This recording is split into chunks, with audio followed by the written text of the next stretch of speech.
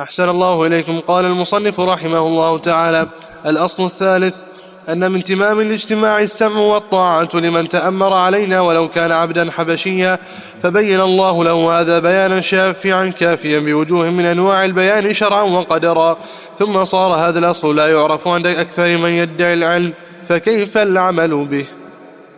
تیسرا اصل یہ ہے ان من تمام الاجتماع السمع والطاعة، جو اجتماعیت جو اصل ثانی تھا وہ مکمل کیسے ہوگا، اس اجتماعیت کو کیسے برقرار رکھنا ہے اور کیسے قائم رکھنا ہے، وہ سمع اور اطاعت کے ذریعے۔ جو آپ کا ولی الامر ہے، جو آپ کا حاکم ہے، اس کی سمع اور اطاعت ہو، تاکہ یہ اجتماعیت جو ہے یہ قائم رہے۔ ترتیب واضح ہو چکی، توحید اور کتاب و سنت، اور ان پر اجتماعیت اور اجتماعیت کی تکمیل حکام کی اطاعت، تاکہ افتراق پیدا نہ ہو اور شقاق اور اختلاف کا راستہ ظاہر نہ ہو۔ اجتماعیت امام کے بغیر ممکن نہیں ہے، اور امارت جو ہے وہ سمع و اطاعت کے بغیر ممکن نہیں۔ سمع و اطاعت ہوگی تو امارت کے مقاصد پورے ہوں گے، امارت کے مقاصد پورے ہوں گے تو اجتماعیت قائم ہوگی، اجتماعیت قائم ہوگی تو اصل جو قرآن نے پیش کیا اجتماعیت کا وہ متحقق ہوگا، اور وہ اگر قائم ہوگا تو اس کی اساس حاصل ہو جائے گی، جو کہ توحید اور خالق کائنات کی وحی قرآن و حدیث ہے۔ تو یہ تینوں اصول ایک بڑی بہترین ترتیب کے ساتھ، مگر ہر اصل میں بگاڑ پیدا کرنے کی کوشش کی گئی۔ چنانچہ شریعت کیا کہتی ہے؟ اپنے حاکم کی اطاعت کرو، وَلَوْ كَانَ عَبْدًا حَبَشِيًّا، اگرچہ وہ حبشہ کا غلام کیوں نہ ہو۔ اجتماعیت کے قیام کے لیے نصب امارت اور سمع و اطاعت انتہائی ضروری۔ دیکھیں صحابہ کا اسوہ، اللہ کے پیغمبر فوت ہوئے اور اللہ کے پیغمبر کو دفن کرنے سے قبل صحابہ کرام نے ابو بکر صدیق رضی اللہ عنہ کے ہاتھ پر بیعت کر لی تھی، یعنی پہلے نصب امارت، کیونکہ یہ امت ایک رات بھی خلیفہ کے بغیر، امیر کے بغیر، حاکم کے بغیر نہیں گزار سکتی۔ یہ ضروری ہے اجتماعیت کو قائم کرنے کے لیے۔ یہ بڑا ضروری قاعدہ جو شیخ نے بیان کیا۔ یہ تیسرا اصل سمع اور اطاعت، اپنے حاکم کی اور اپنے ولی الامر کی، خواہ وہ حبشہ کا سیاہ غلام کیوں نہ ہو۔ اللہ پاک کا فرمان: یا ایھا الذین آمنوا اطیعوا اللہ واطیعوا الرسول واولی الامر منکم۔ اللہ کی اطاعت کرو، اللہ کے رسول کی اطاعت کرو، اور اپنے ولی الامر کی اطاعت کرو، اپنے حاکم کی اطاعت کرو۔ ہاں شرط یہ ہے کہ وہ قیادت کتاب و سنت کے ساتھ کرے۔ اس کی کوئی بات اگر کتاب و سنت کے خلاف ہے تو قاعدہ موجود ہے، حدیث: لا طاعۃ لمخلوق فی معصیۃ الخالق۔ اس کی اطاعت نہیں ہوگی، لیکن فتنہ بھی نہیں ہوگا، فتنہ بھی قائم نہیں ہوگا۔ صبر کرو، خاموشی اختیار کرو، اپنے طریقے سے سمجھانے کی کوشش کرو، اس طریقے سے کہ وہ فتنے کے مقام سے دور ہو۔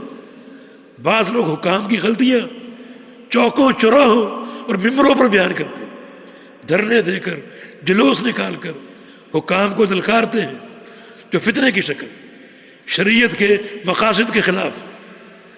تو اجتماعیت اس کو قائم رکھو ولی الامر کے سمع اور اطاعت کے ساتھ۔ فبین اللہ ھذا بیانا شائعا کافیا بوجوہ من انواع البیان شرعا وقدرا۔ اللہ تعالیٰ نے ولی الامر کی اطاعت، سمع اور اطاعت، اس کو بیان کیا ایک بڑے شافی طریقے سے۔ اللہ کے پیغمبر کی حدیث فرمایا کہ اوصیکم بتقوی اللہ والسمع والطاعہ وإن تأمر علیکم عبد حبشی، کہ میں تمہیں تقوی کی وصیت کرتا ہوں، اور تمہارا امیر حبشہ کا سیاہ غلام کیوں نہ ہو، اس کی تم نے سمع اور اطاعت کرنی۔ کتنا شافی بیان ہے، کوئی اس میں جھول نہیں ہے، کوئی اس میں خفا اور اندھیرا نہیں ہے، کتنا شافی بیان اللہ پاک نے فرما دیا اور اللہ کے رسول نے فرما دیا، شرعن و قدرا، شرعن بھی اور قدرن بھی۔ شرعن کیسے؟ شریعت کا حکم کہ ولی الامر سے اختلاف نہ کرو، فتنہ پیدا نہ کرو اور سمع اور اطاعت کرو۔ اور قدرن کیسے؟ اگر ولی الامر کا کوئی فیصلہ، کوئی اس کا اقدام تمہارے خلاف جا رہا ہے، تم پر ظلم کی شکل میں، تو اللہ کی تقدیر کا فیصلہ ہے، اللہ کی تقدیر پر راضی ہو کر صبر کر لو۔ تو شرعن و قدرا ولی الامر کی اور حاکم کی سمع اور اطاعت کا حکم موجود ہے، اور یہ اجتماعیت کو قائم رکھنے کی ایک بہترین صورت بلکہ بہترین قاعدہ ہے۔ لیکن ثم صار هذا الاصل لا يعرف عند اکثر من يدعي علم فكيف العمل به۔ یہ عظیم قاعدہ اکثر لوگوں کے نزدیک غیر معروف ہے، جو کہ علم کے دعوے دار ہیں، وہ اس قاعدے کو نہیں جانتے، بلکہ ان کی باتیں، ان کے دعوے، ان کے اصول اس شرعی قاعدے کے خلاف ہیں۔ مثلا آج جو فکر عام ہے وہ کیا ہے کہ سب سے بہادر وہ ہے جو حاکم کو دلکارے۔ سبحان اللہ، شجاعت کی دلیل کیا ہے؟ حاکم کو دلکارے، حاکم کو چیلنج کرے۔ لوگ کہتے ہیں کتنا شجاع ہے، کتنا بہادر ہے۔ اس کو بہادری کے طور پر نکالا گیا۔ جو انقلاب کے نعرے لگائے، ینادی بالثورہ، انقلاب لائیں گے، تبدیلی لائیں گے، یہ نعرے اس اجتماعیت کے خلاف ہے۔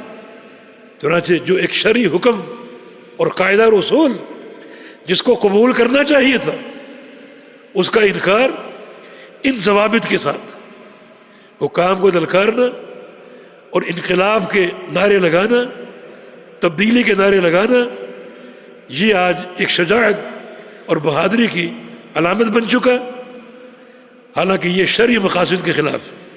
امیر یا حاکم اگر کسی معصیت کا مرتکب ہے تو اگر اچھے طریقے سے اصلاح ممکن ہے اس کی اصلاح کرو، اس طرح کہ فتنہ قائم نہ کرو، فتنہ برپا نہ کرو۔ لیکن جو آج اصول اور ضوابط تیار کیے گئے وہ اس شرعی اجتماعیت کے طریق کے بالکل خلاف ہے۔ آج ممبروں پر اور تقاریر اور محاضرات میں حکام کے خلاف باتیں کرنا اور ان کی غیبتیں کرنا، ان پر تنقیدیں کرنا، یہ اصل نکال لیا گیا شریعت کے اس واضح اصل کے مقابلے میں۔ اور یہ معاملہ تفریق کا معاملہ ہے، لوگوں کو تقسیم کرنے کا معاملہ ہے۔ آج جو سیاسی تفریق ہے، پیچھے ہم نے دینی تفریق بیان کی، آج جو سیاسی تفریق ہے وہ تفریق بھی شریعت کے مقاصد کے خلاف ہے۔ اس کی اساس یہی ہے کہ جو اجتماعیت کی دعوت شریعت نے دی اور سمع اور اطاعت کا قاعدہ چسپاں کیا، اس سے روگردانی ہے اپنے ان قواعد کی روشنی میں۔ چنانچہ مختلف سیاسی جماعتیں اور احزاب قائم ہو گئے، جو کہ دین میں سراسر نقصان ہے۔ دین ان سیاسی جماعتوں کو نہیں جانتا، جو مختلف ناموں سے وجود میں آ چکی۔ یہ تفرق کا راستہ ہے، اختلاف اور شقاق کا راستہ ہے۔ دین ایک ہی جماعت کو جانتا ہے اور وہ حکومت وقت ہے۔ حتیٰ کہ ایک حکومت قائم ہو، اس کے مقابلے میں حزب اختلاف، دین اس سے بھی آگاہ نہیں۔ حزب اقتدار ایک ہی پارٹی، حزب اختلاف کا دین میں کوئی تصور نہیں۔ یہ تفریق کا راستہ، اس سے لوگ تقسیم ہوتے ہیں جو کہ شریعت کے مقاصد کے خلاف۔ چنانچہ اس کو آج بہادری کا عنوان دے کر پوری طرح اس کو اپنایا جا رہا ہے، جو کہ اختلاف کا راستہ ہے، حکومت کے امن کو تباہ کرنے کا راستہ ہے۔ ہر شریعت نے کفر بواح پر خروج کا حکم دیا ہے۔ کفر ظاہری کفر حاکم میں دیکھو، ایسا ظاہری کفر کہ اس کے کفر ہونے پر تمہارے پاس صریح دلیل ہو، چونکہ چنانچہ نہ ہو، تعویل نہ ہو، بلکہ صریح دلیل ہو۔ اور صریح دلیل ہونے کے بعد پھر یہ دیکھو کہ تم میں مقابلے کی طاقت ہے، خروج برداشت کر سکتے ہو، بغاوت جھیل سکتے ہو۔ کتنی مثالیں موجود ہیں عہد حاضر میں کہ مقاومت کو سوچے بغیر جذباتی لوگوں نے خروج کا راستہ اختیار کیا، حکومت نے ان کو کچل کے رکھ دیا۔ ان کی دعوت، ان کا تعلیم و تعلم سب مسدود ہو گیا۔ تو یہ سوچو، کفر بوا تو ہے، دلیل بھی ہے، تم میں مقاومت کی اور مقابلے کی طاقت ہے، اور اگر طاقت ہو پھر یہ دیکھو کہ اس مقابلے میں، مہادرائی میں اور خروج میں خون ریزی تو نہیں ہوگی، فتنہ تو نہیں برپا ہوگا، امن کے ساتھ یہ سارا معاملہ ہو جائے گا۔ یہ ساری باتیں دیکھنی پڑے گی، کیونکہ فتنہ انتہائی نقصان دہ ہے۔ تو شریعت کا یہ اصل کہ اجتماعیت کو برقرار رکھنے کے لیے اپنے ولی الامر کی، اپنے حاکم کی سمع اور اطاعت کرو، اس کی زیادتی ہو تو صبر کرو، اور اس کا آرڈر اگر شریعت کے مطابق ہے اس کو قبول کر لو، مخالف ہے تو اس کو قبول نہ کرو، اس پر سمع اور اطاعت نہیں ہے، لیکن خاموشی اور صبر اختیار کر لو۔ چنانچہ آج افتراق کا راستہ، لوگوں کو تقسیم کرنے کا راستہ، قتل و غارت گری کا راستہ اس لیے بن چکا اور ظاہر ہو چکا کہ ہم نے اس ذری قاعدے کو چھوڑ دیا، اور وہ قاعدہ کیا ہے کہ اجتماعیت کا برقرار رہنا یہ حکام کی سمع اور اطاعت کے ساتھ۔ جی